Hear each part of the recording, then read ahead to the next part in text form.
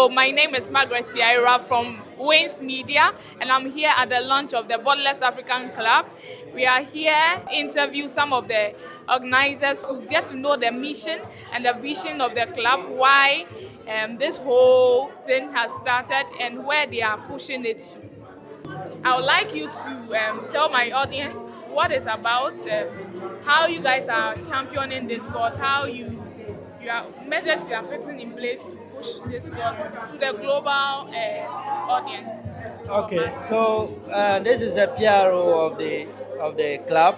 So she will talk more about the club on campus and things like that. But for the Borderless Africa campaign in general, it's a campaign by Africans Rising, which basically pushes for free movement of African people in Africa, making sure that as Africans we can access our own continent. We can travel around without restrictions. We don't need visas. We don't need all the border restrictions. We don't need all these things that have been put in to divide us. We are pushing to make sure that we have that sort of visa-free movement. We have one passport so that we can identify ourselves very easily with one passport, one African passport that everybody would hold. We're pushing for one currency. We need to make sure that we're trading amongst ourselves with one currency. That makes it easier for us to be able to trade amongst ourselves. And we are basically like pushing it from a people's perspective. That, of course, the leaders will sit in Addis Ababa at the AU and discuss whatnot. But we, the people, have to take ownership of these ideas of Pan-Africanism. That we, the people, are the people who will bring this to fruition. And that is why you see that this Borderless Africa Club is happening at UniMAC. It will happen in other universities across the entire continent to ensure that students are having discussions amongst themselves about the future of the continent.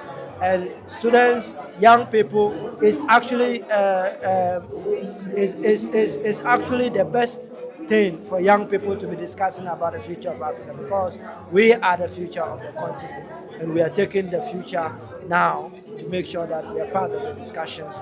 Okay, talking about young people, we are all in school right now.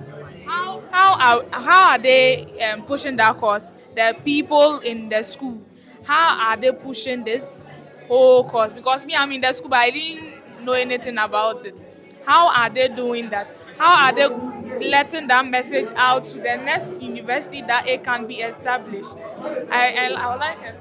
So first of all, as he already said, Borderless Africa Club has something to do with Africans Rising. He already highlighted our mission and then the vision.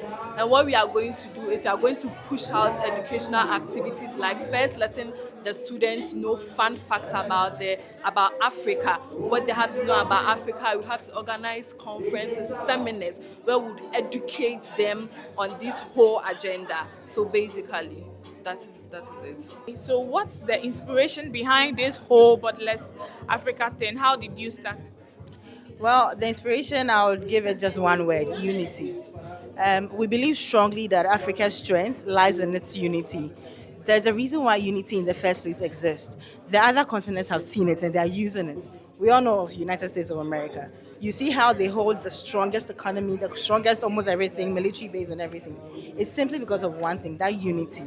And this is what Africans we believe we need to tap into to be able to progress Africa.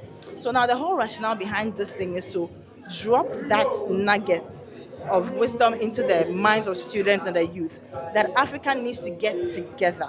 We need to break down those borders were created by Europeans. Funny enough, assuming it was created by Africans, then we'll say, okay, well, this is what our fathers did. But at the end of the day, it was someone who sat somewhere and decided that we are going to separate these people. And that thing has stood so long that till today, you'll be traveling to another African country and it's almost impossible to go through immigration. Why? We are one people. We have one focus, one vision. And this is the reason why we believe that we need to be able to inculcate that ideology of a borderless Africa into the youth, to be able to foster African unity and progress. We had hear that most of the youth are afraid. How are you going to do that? Because a lot of people don't want to confront leaders. They don't want to speak out when it comes to issues that are bothering the nation. How are you going to do that? Well, it's very true. The fear, my brother would say, "Ide." But here's the reason. It's one of the reasons why we're establishing this thing. We need to let people know that even if it's going to take that radicalism to be able to fight against this whole thing, we need to do it. At the end of the day, it's me and you, our future on the line. So forget what everybody is saying. Forget the forces that are fighting against you. Why are they? There is a reason why they are fighting against you. So ask yourself why. Why do they still need to see us divided? United we stand, divided we fall. So if there's a reason why someone still wants to see you divided, then you should know that they're not looking for your progress. Now, just take out fear is in the mind. Just take it out, and then we'll be good to go. We have one of the members of the club here. I would like to ask her view on it. Why she joined the club? Okay, my name is Nanaya Sam, and I believe as an African who wants a better future for Africa, if something like this have come, I have no option than to join. And my intention of joining is to contribute my quota to fostering the need to make Africa better again. If Nkrumah hadn't started something, we wouldn't have met the freedom we have met today. So I believe if we all jojo and contribute our little quota we can put Africa somewhere. And if we instill the same spirit in our children can come and continue something that we will begin today. And for some years to come or generations to come, we will see the Africa we've always yearned for. So I believe this is the platform that we all can put in whatever strength in us that we can use to make Africa better. Because there were a lot going on here. And one person alone cannot stand. It was almost like few people back then in Nkrumah and some few people who wanted the betterment. But if as youth of Ghana, we change our mentality towards the African continent and we make things better right from our mind, and we put ourselves together in unity, and we bring on board our creative mind to make things better, I believe African is going to change and we are going to be out of our mental slavery. We are pushing the African cause, right? So speak as an African. Speak to your people. Okay, as an African, I believe in Pan-Africanism and we uniting as one people and we seeing ourselves, loving ourselves as one people. And I feel this is going to make all Africans all around the world to be respected. Because now when you see other race, right, because their continent or their country is powerful, their citizens in other countries are being respected. But take Africa, for example. Africans in other countries, they are being disrespected because Africa is what? It's under neo-colonialism and we are what? We are poor. You understand? So if Africa is united and we also have power, I think every African around the world will be respected.